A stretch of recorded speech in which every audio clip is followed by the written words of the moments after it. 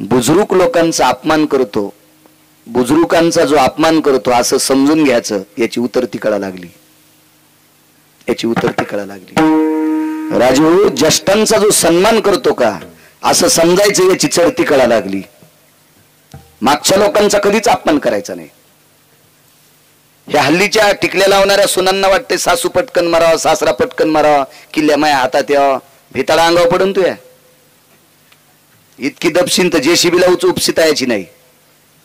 कारण त्याने कमवलेली प्रॉपर्टी हातात घ्यावी वाटते, त्यांनी किती कष्टानं कमवली, त्या संपत्ती म्हणजे त्यांच्या रक्ताचा थेंब न थेंब त्याच्यात वाढत आहे, कष्टाचा रोमाचा एक एक परिभाग त्याच्यात वाढत आहे। आणि आपण अनिमुटपणे हातात घ्यायचं आणि त्यांना किंमत नाही द्यायची। ते जाताना आशीर्वाद देत नसतात, ते आशीर्वाद देत नसतात जाताना, आणि जे पूर्वज आशीर्वाद देत नसतात ते संपत्ती ठेवतात, पण आशीर्वाद नाही ठेवला की संपत्तीचा ऱ्हास होत असतो।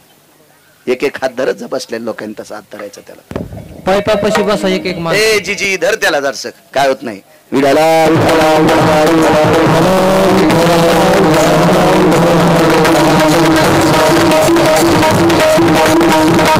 पूर्वजांचा आशीर्वाद लागतो। परमार्थात मोठं व्हायचं असेल नागरे सर, पूर्वजांचा आशीर्वाद लागतो। राजकारणात मोठं व्हायचं असेल पूर्वजांचा आशीर्वाद लागतो। व्यापारात मोठं व्हायचं असेल पूर्वजांचा आशीर्वाद लागतो। वैद्यकीय क्षेत्रात मोठं व्हायचं पूर्वजांचा आशीर्वाद लागतो। आध्यात्मिक क्षेत्र असेल कुठलंही क्षेत्र असू द्या त्याला पूर्वजांचा आशीर्वाद लागतो। त्यांच्या आशीर्वादाशिवाय मोठं होत नाही। तुम्हाला एक सांगू का, ज्यांच्या पाठीमाग आशीर्वाद असेल त्याला जन्म बैलाचा जरी भेटला तर देवाला सोडायला कठाळे होतोय। पूर्वजाचा आशीर्वाद असला ना, पापामुळे त्याला बैलाचा जरी जन्म भेटला तर देवाला सोडायला कटाळे होतो, आकड्याचीच कंस खातो। आणि पूर्वजाचा ज्याला आशीर्वाद नाही ते शापानं बैलच होतो पण ऊसाच्या गाडीचा होतो, इतका मोठा फरक असतोय। अहो नशीब घेऊन आलं पाहिजे, मागच्यांचा आशीर्वाद असू द्या। मागच्या 1 महिन्यापूर्वी मलेशियाहून कुत्रा आणला आमचा मित्र, शाळेत शिकायला होता म्हणून मित्र म्हणायचा, शाळेत आम्ही सोबत शिकायला होतो म्हणून मित्र म्हणायचं। ते मलेशियाला गेलं फिरायला, पैशाचा कर झालता, बापान जरा शिल्लक कमवून ठुलतं, पंढरपूरला नाही गेलं, इकडे मलेशियात गेलं बोंबलत, आणि येताना 1,18,000चं कुत्रा आणलं, विमानात आणलं, तिकीट काढून आणावं लागलं असेल नागरे सर। मग कुत्रे किती नशिबाने आहेत, विमानात बसायलेत। एक माणूस म्हणला विमानात बसला, सुंबळे आहेस का काय तू, माणूस आहेस ना, तो विमान विकत घ्यावा, इतकं मोठं पाहिजे तू, कुत्रा विमानात बसायला आणि त्याचं तिकीट माणूस काढायलाय, आणि तू विमानात बसलो 3-3 बाऱ्या चोंभाळून सांगायला म्हणलं येडपटेस का काय तू। बुद्धिजीवी माणसं विमानात माणसाने निर्माण केलेत, प्रत्येक माणसाला एक एक भिरभिऱ्यासारखा असावं, काय नावलाची गोष्ट आहे त्याच्यात, कुत्रे बसले, प्रारब्ध सांगायला मागच्यांचा आशीर्वाद असतो। अहो काही कुत्रे इतके नशिबाने, एका माणसाकडे गेलो 1418 रुपयाचा बिस्किटचा पुडा, 1418 रुपयाचा बिस्किटचा एक पुडा, म्हणले कशाला, म्हणले आमच्या कुत्र्याला खाला, जमलं कडे मिळ, म्हणलं या आपण 10,000 रुपयाचे नेतो आपल्या पोरायला, आणि कुत्र्याला 1418 रुपयाचा, नशीब घेऊन आलं का नाही, ते प्रारब्ध आहे, प्रारब्ध आहे, प्रारब्ध। याचं कारण सांगू, मागच्या वंशाचं पुण्य, मागच्या पूर्वजांचं पुण्य। ठीक आहे, पाप पुण्य समान समी मग पावी जे कर्मभूमी, पैठणच्या मालकांचं वाक्य, दोन्ही जर समान असेल तर मानवाचा जन्म जास्त झाला असेल स्वर्गाला, कमी झाला असेल नरकाला, आणि मग त्याच्यात कमी अधिकचे अजून पुन्हा वेगवेगळे प्रकार आहेत, पण माणूस होण्यासाठी दोन्ही समान लागते। आणि त्याच्यात कमी अधिक झाला असेल तर मग पशु पक्ष्यांचा वगैरे वगैरे जन्म मिळतो, त्याच्यात काही पुण्याचा साठा असेल तर वंशाच्या पुण्यानं मग ते चांगल्या ठिकाणी जात असते। कुत्र का असं ना, पण वेळेला भाकर टाकणाऱ्याच्या घरात जन्माला यावं, याच्याकरता मागच्यांचे आशीर्वाद घेऊन माणसानं जीवन जगत जावं। ज्यांना मागच्याचे आशीर्वाद नाहीत का, 500-500 एकर जमिनीवाले भूमिहीन झाले, आशीर्वाद ठेवून गेले नाही माणसं, आशीर्वाद ठेवून गेले नाही, आशीर्वाद असला पाहिजे माणसांच्या पाठीमागं। गांधारी हुशार आहेत, धात्री नावाच्या स्त्रीचं ऐकलं, विदुर काकाच्या घरी आल्या, दुर्योधन नालायक होता, काय कळतं म्हणे विदुर, काकाला काय कळतं। काकांच्या घरी आल्याच्या नंतर विदुर काका विवेकाचं टोक होते, आवाज दिला, सुशिला जी मालक, वहिनी साहेब आल्यात। काय वाणी होती हो, वहिनी साहेब आल्यात। सुशिलाबाईंनी लागलीच बसायला, बोऱ्या टाकला, या ताईसाहेब या, मोठी जाऊ येते, या ताईसाहेब बसा। मोठी भाऊसाहेब या नात्याने काकाने प्रणाम केला, प्रणाम वहिनी साहेब, प्रणाम, काय काम आहे काका एक विचारू, गेल्या 15 दिवसापासून दुर्योधन आमच्याकडे सारखे येतात आणि त्यांनी सांगितलं गावाच्या बाहेर बांधलेल्या घरात तुम्ही राहण्याकरता जा, तुझा विसर न व्हावा. तुकोबाराय देवाला मागतात, देवा मला तुझा विसर झाला नाही पाहिजे एवढं देऊन टाक. दोन्ही म्हणजे तुकोबारायचं वाक्य किती प्रमाण आहे ते सुद्धा, तुकोबाराय किती विवेक दृष्टीने मागतात ते सुद्धा, आणि वास्तूसाठी सुद्धा पोषक, या दोन्ही गोष्टी आपल्या कडव्यावर चलावा म्हणजे अभंगाच्या बाजूला न जाता आपलं सगळ्या दोन्ही गोष्टीचं काम व्हावा असं कीर्तन करायचं. विठाला विठाला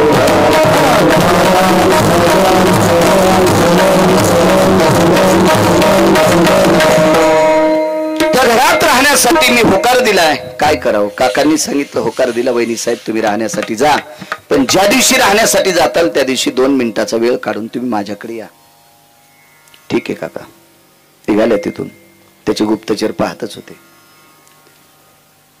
इथून काकाच्या घरी गुप्तचर आले, विचारलं काका काय म्हणत होत्या, कोणती, काही नाही, कोण्या दिवशी जाऊ, मुहूर्त कोण दिवशी. गुप्तचराने दुर्योधनाला सांगितलं, मुहूर्ताचा कागद दुर्योधनाने आणून ठेवला. तिथे मुहूर्त सांगणारा एक व्यक्ती होता, त्याचं नाव होतं संजय. संजय किती विवेकी होता सांगू तुम्हाला. घरी बसल्या बसल्या अंध माणसाला टीव्ही दाखवत होता, अंध माणसाला टीव्ही. म्हणजे कुरुक्षेत्रावर युद्धात किती मेलेत त्याला घरी बसल्या बसल्या कळत होते, आणि नुसते कळत नसून आंधळ्याला सांगत होता.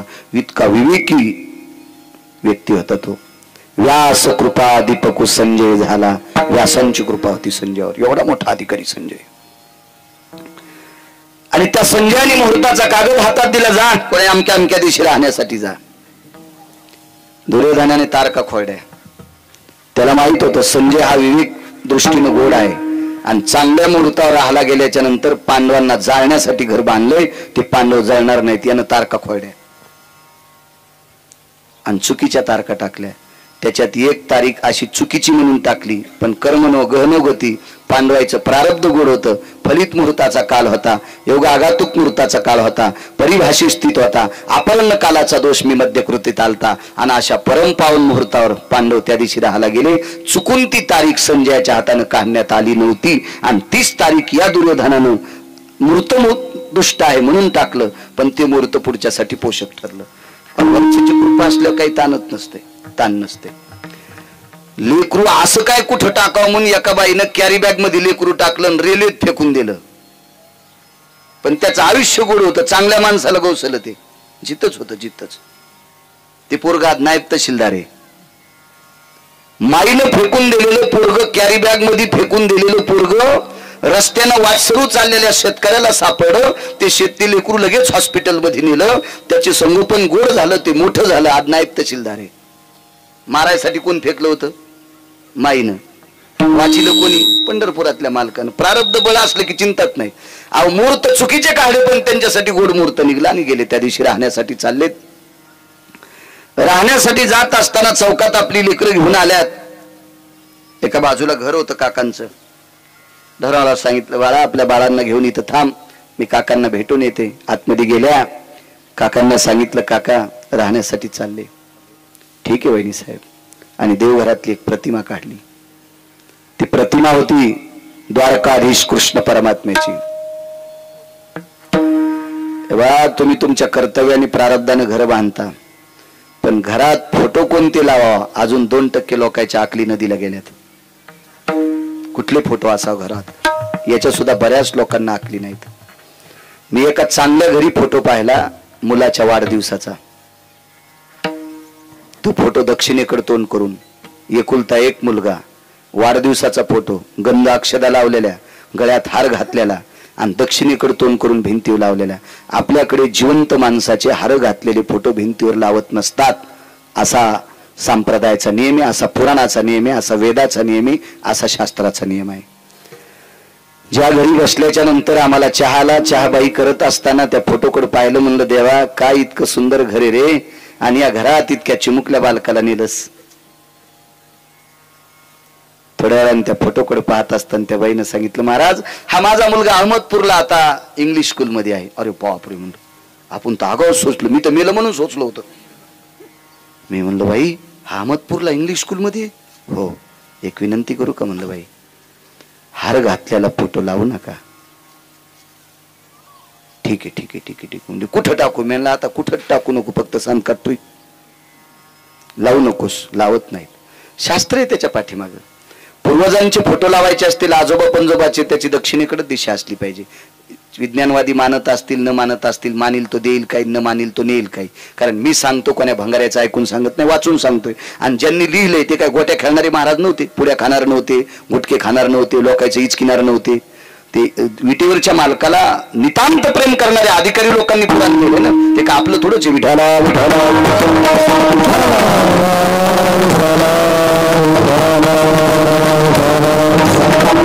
लोकांचं वाचून सांगतो. उद्या मला कॉलर धरून विचारू शकतो नागरे सर हे कशात लिहिलेलं आहे. विवेक संपन्न व्यक्ती बरं का.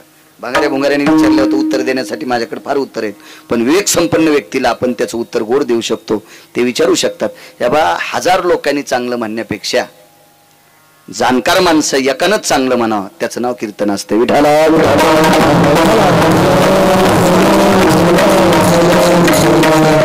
तर लुगडं नेसून नाचणाऱ्यालाही चांगलं म्हणतात, त्याचा काय विषय नाही. लोक तर चांदा जोगडीतल्या गप्पा सांगणाऱ्याला सुद्धा चांगलं म्हणत असतात, त्याच्यातला काय विषय नाही.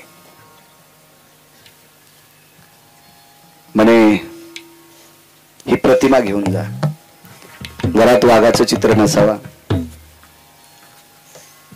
देवी जरी वाघावर बसलेली असेल, पण देवी ज्या वाघावर बसलेली त्या वाघाचं तोंड मिटलेलं असावा, असंच चित्र घरात लावलं पाहिजे. व्याघ्रमुखी शिवयस्थितानां येन दर्पणो प्रतिमा भयस्थित जायते घेऊन वास्तु सर्वस्थितो अनिष्ट काला भयजायन नैवं गांजा कसम लिखितम. हे गांजा वरणाऱ्यांनी लिहिलेलं नाही, शास्त्र आहे त्याच्या पाठीमागं. काही काही काही आवडतं. काय म्हणले, असं दवडणाऱ्या घोड्याचं चित्र असावं, लक्ष्मी घरात पळतच येत असती. सुंबळे आहेस का काय तू?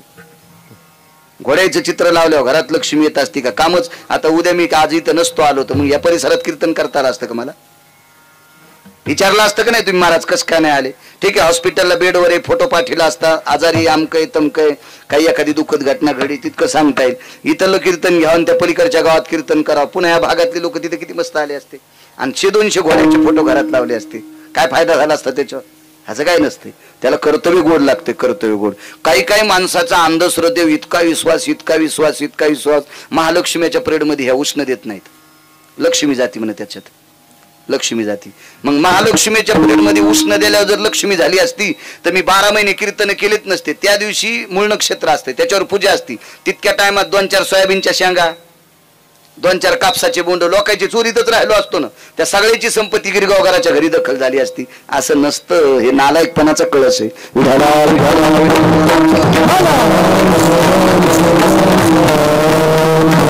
काही गोष्टी वागावं लागतं, वागावं लागतं. तुम्हाला सांगू का, वास्तुशांती केल्यावर सुद्धा एक नियम असते गोविंदराव.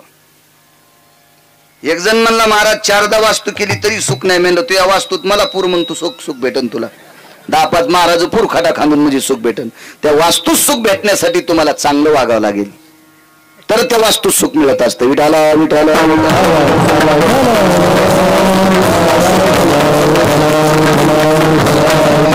योग असा आला, ती प्रतिमा घेऊन जा. पदराखाली प्रतिमा झाकली. काकानी सासरू नैनानं खाली मान घातली, डोळ्यातून पाण्याचे थेंब टपकत होते.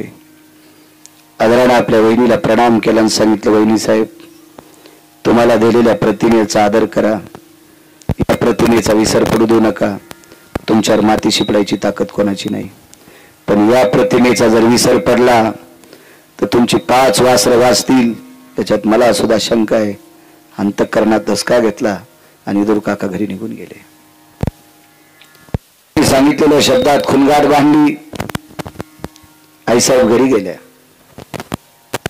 लाक्षागृहात प्रवेश केल्याबरोबर वरच्या हॉलमध्ये कोनाडा होता. त्या कोनाड्यात एक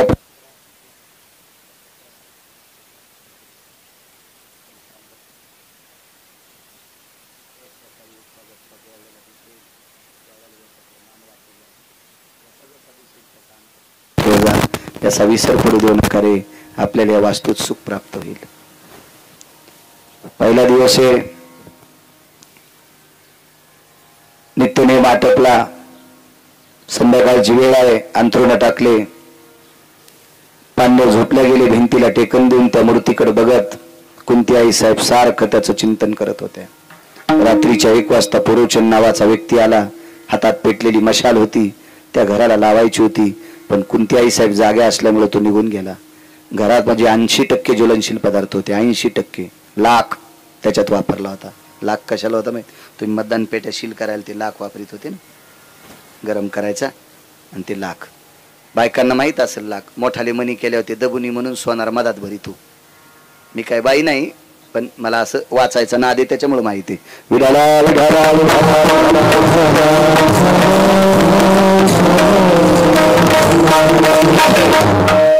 हे सगळे ज्वलनशील पदार्थ टाकून तयार केलेलं घर होतं. घराला विस्तू लागल्याबरोबर 11 सेकंदात घर पेटणार होतं. तितकं ज्वलनशील काहीच नाही.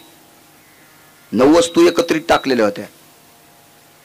बॉम्ब सारखा भडका त्याचा होणार. 11 सेकंदात अशुभ घराची राख होणार. एवढे पदार्थ त्याच्यात होते. पण बाई जिवंत जागे बघते आपल्याकडे म्हणून पुरोचन निघून गेला. बघता बघता 2-3 दिवस निघून गेले. रात्र जागून काढायची. रात्रभर त्याच्याकडे बघायचं. पहाटे ब्राह्मी मुहूर्त झाले की लोक उठायचे. आजूबाजूचे लोक सडा टाकायला उठले की न उठणं, आपल्या कामासाठी मग्न होणं. पण बाईच्या लक्षात आलं आता मात्र एक ना एक दिवस या महालाला पुरोचन नावाचा व्यक्ती पेटवणार, आपण जळणार, आपली लेकरं जळणार. काकाने ते सांगितलं याचा विसर पडू देऊ नका, आपलं काम साधेल. पुरोचन नावाच्या व्यक्तीला दुर्योधनाने आमंत्रित केलं आणि सांगितलं पुरोचन लक्षात घे, 4 दिवस होऊन गेले, अजून आमची काकी आणि पांडव जळाले नाही. आज जर संध्याकाळच्याला नाही जळाले तर बेटा उद्या सकाळच्याला तुला फुकीन. दुर्योधनानं सांगितलं मालक मी माझा प्रयत्न करतोय पण बाई झोपत नाही, मी त्याला करू काय? पण दुर्योधनालाही माहित नव्हतं आणि पुरोचनाला माहित नव्हतं झोपत नाही त्या अर्थी करते काय. नित्य सारखं त्याचं चिंतन करत होती. तुझा विसरलं व्हावा असं सारखं त्याचं चिंतन करत होती. पण एके दिवशी कुंतीच्या लक्षात आलं आजची रात्र आपण जागू शकत नाहीत. त्या दिवशी कुंतीने स्वयंपाक केला तो पुरणपोळीचा. आपल्या 5 पुत्रांना पुरणपोळ्या वाढल्या. त्याच्यातला एक मुद्दा सांगतो राजू. वैकुंठवासी माधव महाराज मगर सांगायचे, कुंतीने ज्या दिवशी लाक्षागृहात पुरणपोळीचा नैवेद्य केला, भगवंताच्या पुढे नैवेद्य ठेवला आणि 5 लेकराला पुरणपोळी वाढत असताना प्रत्येकाला सारखं तूप वाढलं. धर्माला वाढलं, अर्जुनाला वाढलं, नकुलाला वाढलं, सहदेवाला वाढलं, भीमाला वाढलं. पण फरक सांगतो, भीम, अर्जुन आणि धर्म यांना तुपाच्या वाट्या भरून ठेवल्या आणि बंध्या पोळ्या बाजूला ठेवल्या गरम गरम. पण नकुलाला आणि सहदेवाला स्वतःच्या हातान चुरून पोळ्या वाढल्या, कारण ही मादरीची लेकरं होती, त्यांना चुरून वाढल्या. नकुलाने कुंती मातेनं पोळ्या चुरत असताना डोळ्यानं रडावा, आईला शंका येईल याच्याकरता नकुलाचा आणि सहदेवाचं अंतःकरण रडत होतं. आपल्या आईच्या पश्चात आपल्यावर अतूट प्रेम करणारी माय आपल्याला सापडली, ती कुंती आहे. प्रपंचात लोकांनी चांगलं वागलं पाहिजे.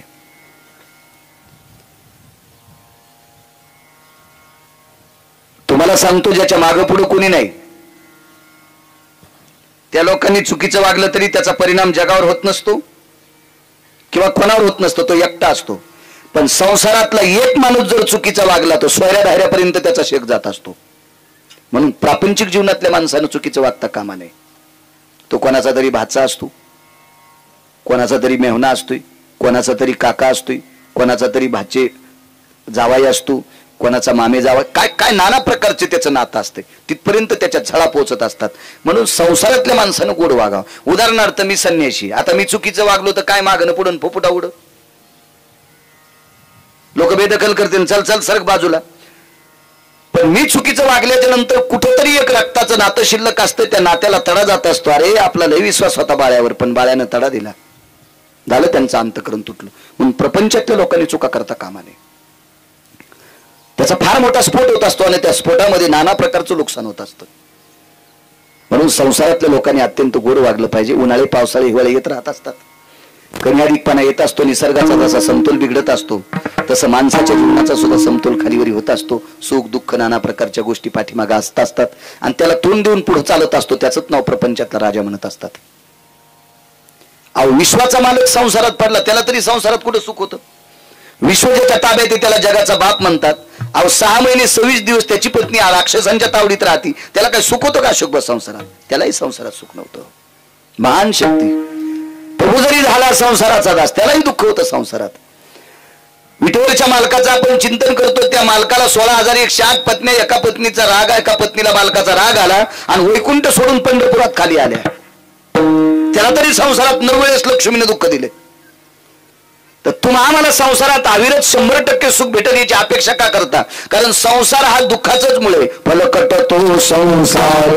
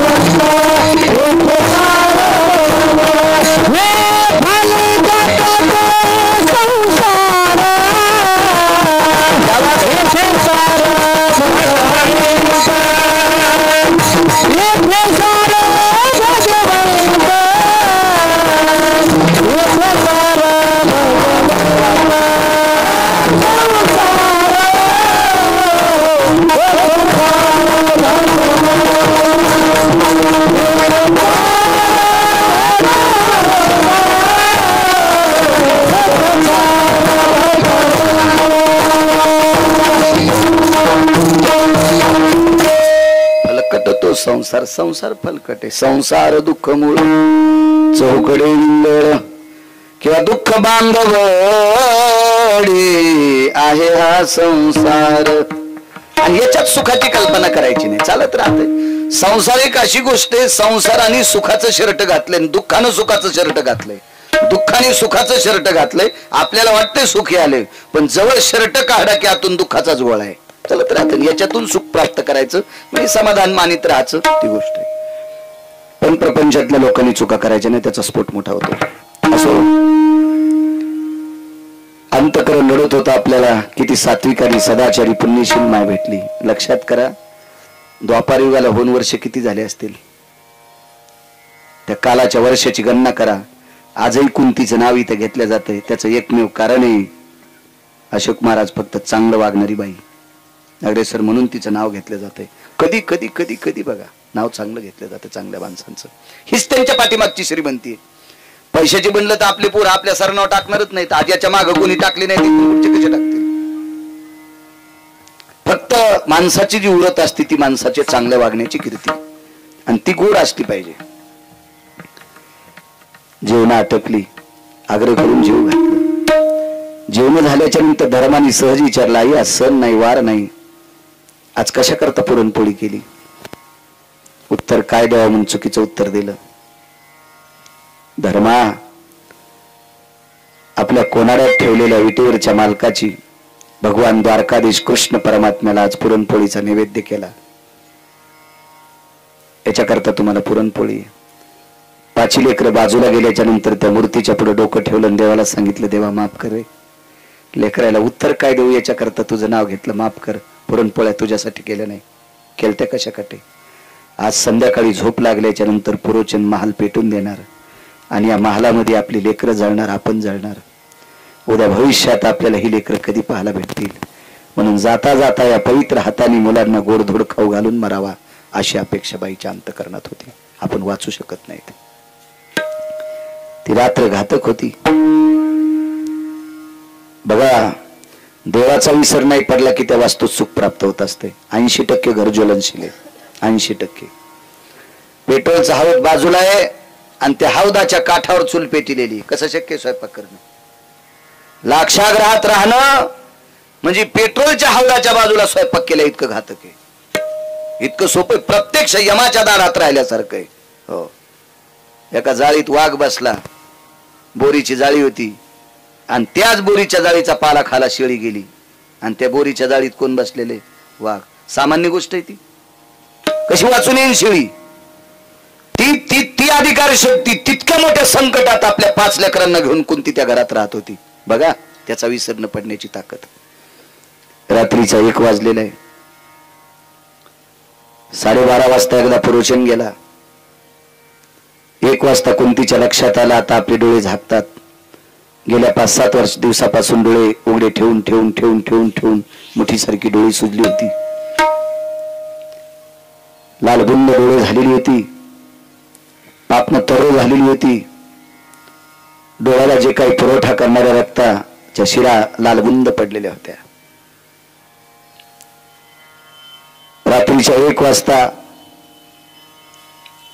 आपल्या लेकरांची चेहरे उघडी केली आणि त्या कोणाड्यात देवळी ठेवलेल्या प्रतिमेच्या जवळ गेली. देवाला सांगितलं, देवा मला नेलंच तरी हरकत नाही रे, पण या 5 लेकराला वाचव रे. हे भजन करणारी पोर आहेत तुझी, वाचव रे यांना, वाचव.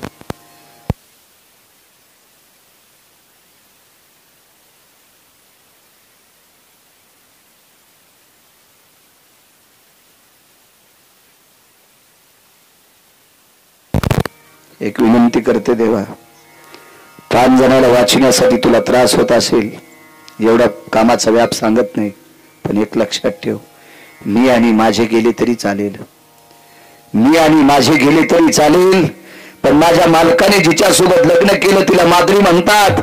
त्या माद्रीचे 2 पुत्र जिवंत देव चंद्र सूर्य तोपर्यंत माझ्यावर विश्व कृपा करील. या दोघांना वाचव रे देवा, या दोघांना वाचव. आता मी तुला बघू शकत नाही. भिंतीला टेकन दिला आणि त्याच्याकडे बघत होती. सारखं त्याचं स्मरण करत होती, त्याचं चिंतन करत होती. बघता बघता डोळे झाकले.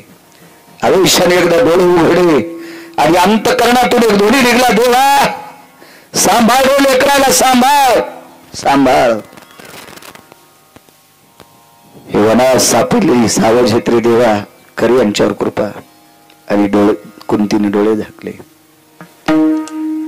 1:15 सुमारास पुरोचन नावाचा व्यक्ती हातात मशाल घेऊन आला.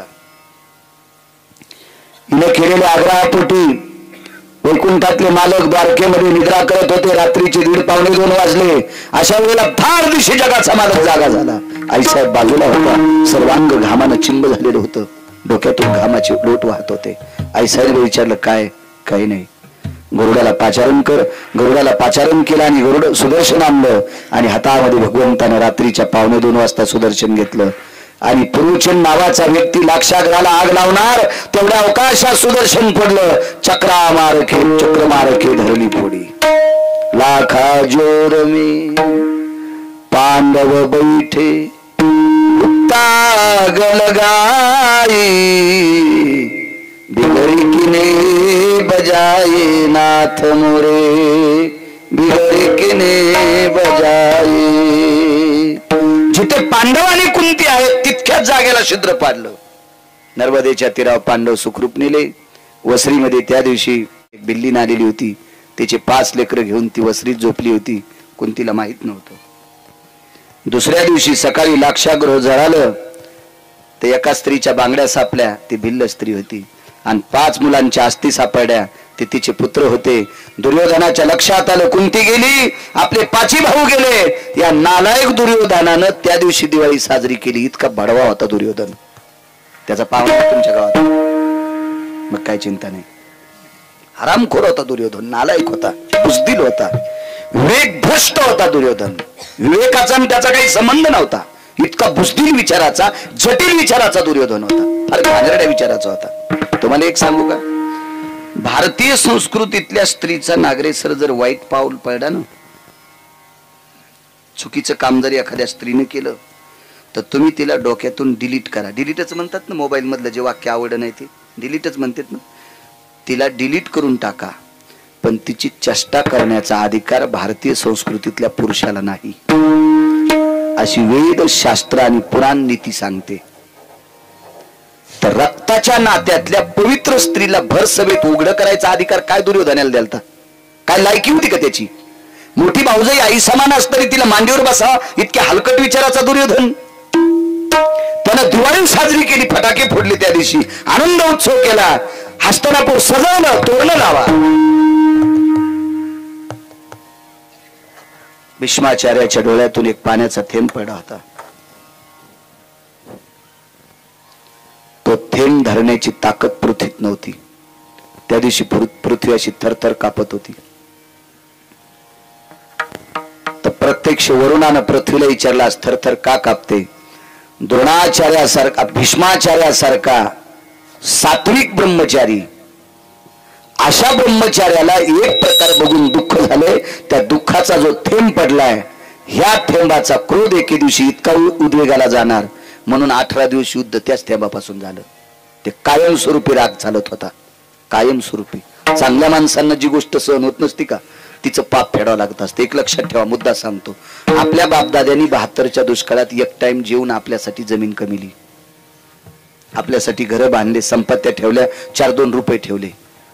ते कधी कधी गोव्याला गेले नाही, कधी कधी हनीमूनला गेले नाही, त्याने चुकीच्या ठिकाणी 1 रुपया खर्चीला नाही. लेकरं बरं होईल, आनंदाचं सुखानं त्यांचं जीवन जगल यांच्याकरता त्यांनी 4-4, 5-5 लुगडे नेसले नाही, 2च लुगड्यावर संसार केले. काम करायचे असेल तर 2-3 थिगडाचं लुगडं नेसलं. अशा परिस्थितीत बापानं गाठी मारलेलं धोत्र नेसलं, साधा पिळा पडलेली पटके घातले. अशा परिस्थितीत संपत्ती कमावा आणि त्या पोरानं बायकोच्या फेरंदवलीसाठी केळीचं ढेलं इकावा. काय मरताना आशीर्वाद देईल ते म्हातारं? दुःख वाटेल का नाही त्याला? मग तसं आपण एखादी चुकीची गोष्ट केल्याच्या नंतर आपल्या पूर्वजांना, अधिकारी लोकांना त्याचं दुःख वाटत असतं.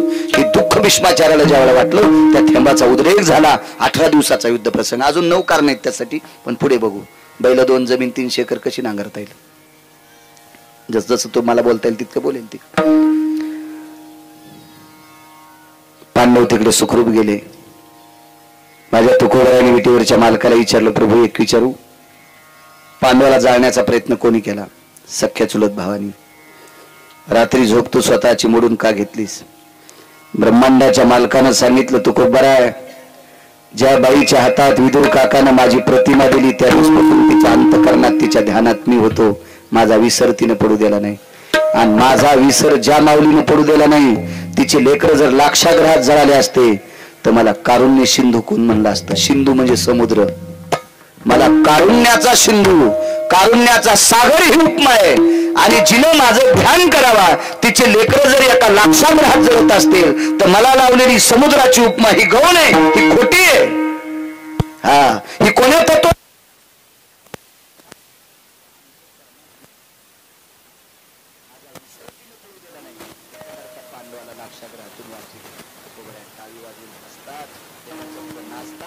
आणि देवाला सांगितलं, देवा देवा, तुझा विसर न पडल्यामुळे रक्ताच्या नात्यातली माणसं फुकवलेत होते, पण तुझा विसर न पडल्यामुळे त्यांना तडा दिलास.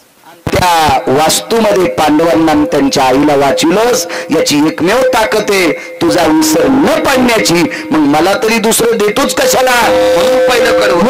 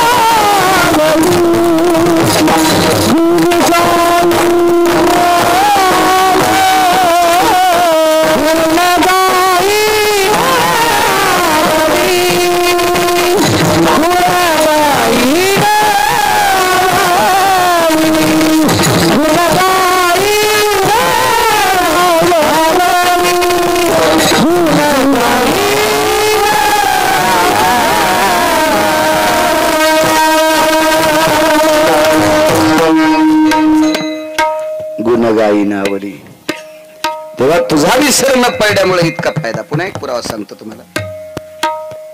तेव्हा कुंतीनं देवाचा अशोकबुवा विसर न पडू दिल्यामुळं लाक्षागृहातून वाचिलं. एक मूर्ख माणूस, एक नालायक माणूस एका बुजदिल माणसाच्या संगतीला लागून त्यानं लाक्षागृह पेटीत होता. पुरोचन हा हरामखोर मिस्त्री होता. बांधकाम क्षेत्रामध्ये 14 लोक आले. त्याच्यात 1 नंबरचा व्यक्ती असेल विश्वकर्मा महाराज.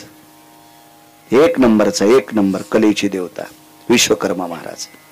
रावणाची लंका ज्यांनी बांधली ते विश्वकर्मा महाराज. सुदाम देवाचं सोन्याचं गाव ज्यांनी बांधलं गुरुजी ते विश्वकर्मा महाराज. आणि बाकी अशी काही लोक होती. 14 पैकी हे एक. मधला घरी गेल्यावर पहा सगळ्या गोळ्या एकट्या घेत जाऊ नका, रिॲक्शन येत असते. बघा घरी मोबाईल भिताडासारखे मोठाले तुम्हाला तेच केलं की तुम्हाला यतिम प्रातु भय कालेषु यत्कलान् वास्तु पुरुषां तत्पुरिता सर्वाति जायते रिकामी जागा गौंडी नामने, रिकामी जागा गौंडी नामने. असं तुम्ही मोबाईलवर गुगलवर याच्यात जावं लागतं ना, त्याच्यावर असं ते बोट इचका लगेच तुम्हाला ह्या 14 मिस्त्रींची यादी येईल. त्याच्यामध्ये जटिल कोण आहेत, नालायक कोण आहेत, बुजदिल कोण आहेत, हरामखोर आहेत त्याची सुद्धा यादी येईल. असं मला वाटतंय असेल ते मोबाईलवर, असं वाटतंय. आपल्याकडे नसल्यामुळं तितका काय अभ्यास नाही आणि मी आपला हेच वापरितो.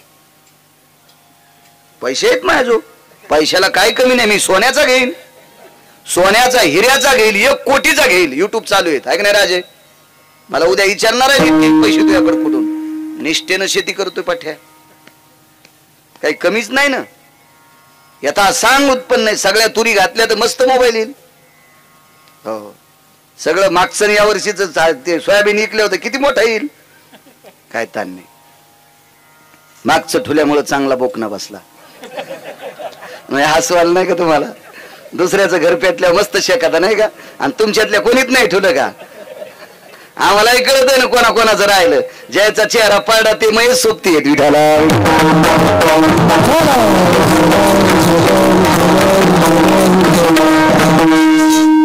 जास्त नव्हतं माझं, थोडस होतं काय ताण नाही. मोबाईल घेईन मोठा त्याबद्दल दुमत नाही, पण चाललंय याच्यावर काय. याच्यावर बी तार काय आल्या त्याच्यामुळे आपल्याला काय अडचणत नाही. आता त्या भितडावानी त्याच्यावर तारखा येतात असं काय विषय नाही. याच्यावर बी येतात. हे भेव वाटतं बघा त्या मोबाईलचं, दुसरं काय नाही. ते तुमचे मोबाईल जरा बदमाश आहेत. हे पतिवर्ता मोबाईल आहे. तुमच्या मोबाईलचा काही भरोसा नाही. तुमच्या मोबाईल मध्ये जे येऊन ते येतंय. तुम्हाला जे पाहायचं नाही ते येतं की नाही नगरे सर, येतंय त्याच्यावर. तुम्ही पाहत नसताल ते भाग सोडून पण येतंय. कधी कधी तुमचं जे जाऊन ते बी लोकांना जातंय. चुकीचं बटन दाबल्यावर याच्यात काही येत नाही, कोणाला जात नाही. कशाला आपलं हेच वापरायचं, कशाला म्हातारपणी गाऊन घालायचं. आता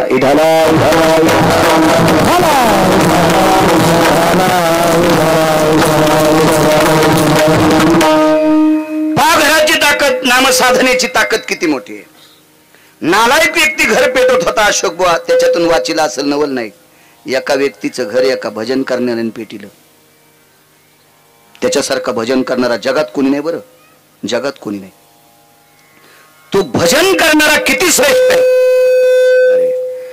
तो भजन करणारा किती श्रेष्ठ आहे हे आळंदीतल्या मालकाकडून ऐकायचं. तो भजन करणारा किती श्रेष्ठ आहे ते देहूतल्या मालकांकडून ऐकायचं. तो भजन करणारा किती श्रेष्ठ आहे माझ्या पैठणच्या मालकाकडून ऐकायचं. उद्याची वारी आहे पैठणच्या मालकांची. जा वारीला, जा राजू, अशा संतांच्या वाऱ्या कर जा. आपल्या बाकीच्या वाऱ्या मिटत येतात. हो ह्या संतांच्या वाऱ्या नाही केल्या की ते लय वाऱ्या मागला इथं. हो पोरग झाल्यापासून दवाखान्याच्या वाऱ्या. हो काही काहीच्या पोटात येतापासून दवाखान्याच्या वाऱ्या आहे का नाही. ह्या वाऱ्या मिटावा, भांगाऱ्या वाऱ्या मिटावा याच्याकरता संतांच्या वाऱ्या करायला पाहिजे. झालं पाहिजे वारीला. हाय जवळ आहे. काय होतं आपल्यासाठी 4 पर्वणी पैकी 1 पर्वणी आहे पैठण. केलं पाहिजे. उद्या टप्प्यात एक जास्त लांब नाही काय नाही, जवळ जाऊ शकता. घरातल्या एका माणसानं जायचं, सगळ्याला त्याचं पुण्य भेटत असते. वारीला गेलं पाहिजे. अनन्यसाधारण महत्व आहे वारीचं, फार मोठी ताकद आहे. राजू उद्या दुपारी 12 वाजता पंढरपुरातला मालक कावडीनं घागर टाकायला पंढरपूरला येतोय.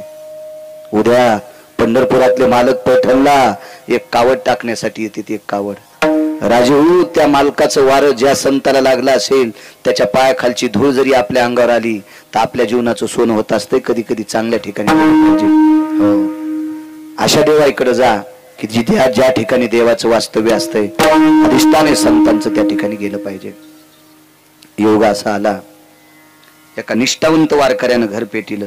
तो वारकरी किती मोठा होता. येऊनी जन्मला मरकट, वैष्णवा माझी अतिश्रेष्ठ, हनुमंत म्हणावया कनिष्ठ, ऐसा पापिष्ट कोणाई. वैष्णवा माझी अतिश्रेष्ठ. पैठणच्या मालकांचं वाक्य. सर्व वारकऱ्या श्रेष्ठ मारुतीराय.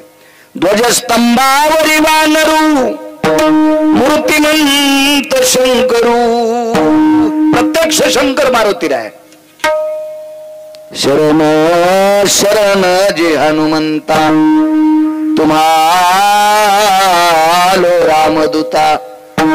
देहूतले मालक ज्या मारुतीरायला शरण जातात ते मारुतीराय किती अधिकारी. ते वैष्णवात अतिश्रेष्ठ, ते प्रत्यक्ष शंकर आहेत.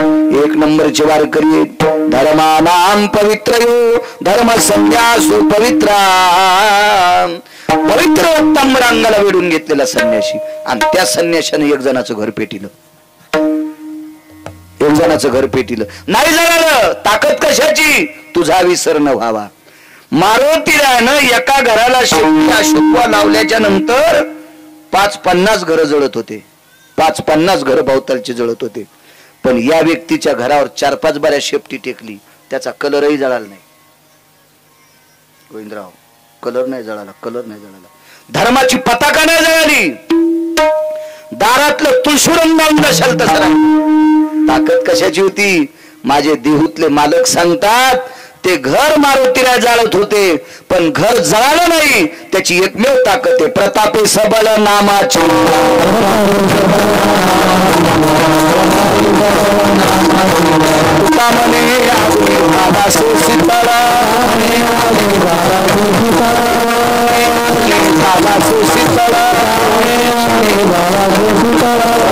सबल नामाची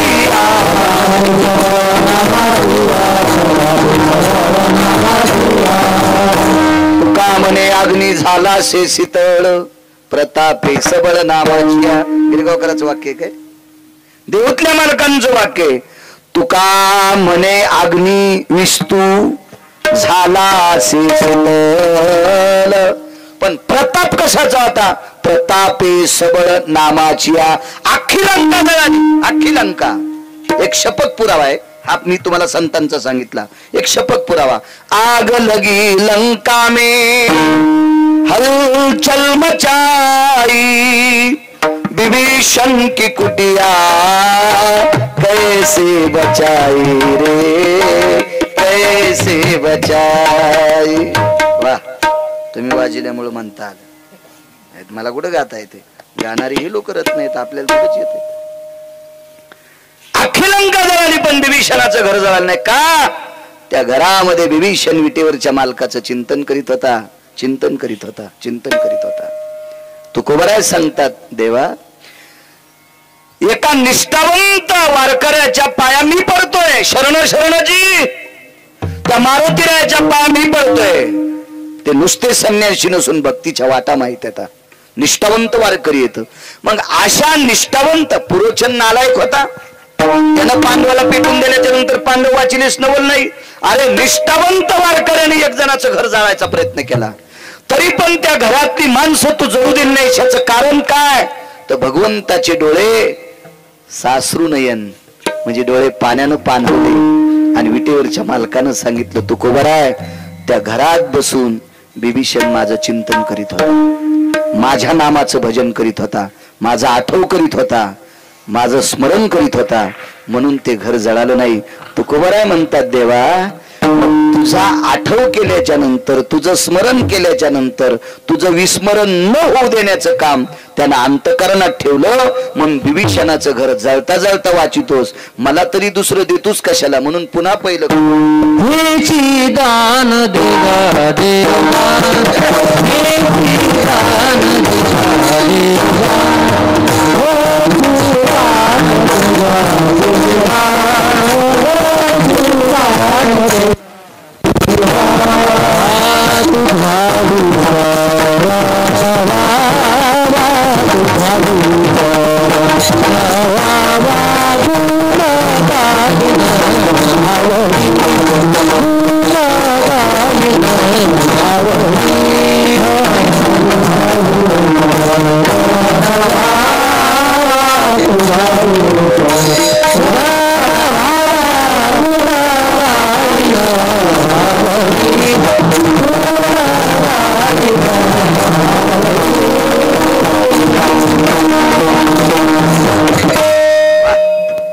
विसर न व्हा. अशोक भाऊ आपला टाइम संपला तरी पण 10 मिनिटं घेतो. अजून एक घराचं चरित्र सांगतो मग पूर्ण येणार. अशी 44 चरित्र आहेत घराचे. तुमच्या आशीर्वादाने मी वाचिले, नाही तर माई काय ताकद आहे. आणि ते पण मला कंबर वाटत सांगता येते. तुम्ही घरात गेल्या विचारताल तर माझ्यात आणि येड्या बाळ्यात काहीच फरक नाही. ते फक्त इथं कंबर बांधली की केलं की कड कापायच्याच कामी. विठाला विठाला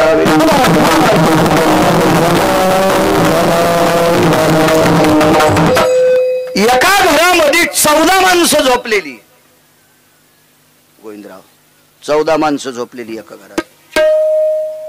किती विद्वान माणसं, किती सात्विक, किती सदाचारी, किती पुण्यशील, किती तात्विक.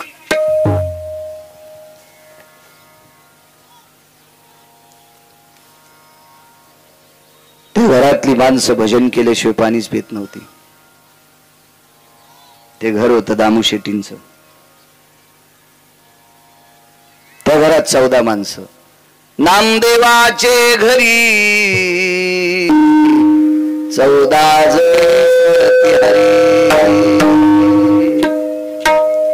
14 लोक नामदेवाच्या घरी भजन करायचे. घरातली 13, ही 14 माणसं सगळी 14. राजाई, गोनाई, लाडाई, साखराई, यसाई, नारा, गोंदा, विठा, मादा हे घरातल्या लोकांची नावं. दामू शेट्टी, नामदेवरा. राजाई नामदेवरायांची पत्नी, गोनाबाई नामदेवरायांची आई. काय कर्तृत्वान स्त्री आहे. झोपडं होतं लहानसं. ते काय बंगला वगैरे काय नव्हता गोविंदराव तुमच्या बंगल्यासारखा. झोपडं होतं झोपडं. पण ते झोपडं सुद्धा एका भडव्यानं पेटून दिलं. हरामखोरानं पेटून दिलं एका. काय त्यांचा काही क्षेत्र नागरे सर असं नव्हतं या बाकीच्या लोकांसारखं. त्यांच्यामुळं कोणाचं नुकसान नव्हतं, काय नव्हतं. पण माणसाला उगच उगच द्वेष असतो. आवडतच नसते काही माणसं, आवडत नसते. काही माणसाचं कसं असतं माहितीये का.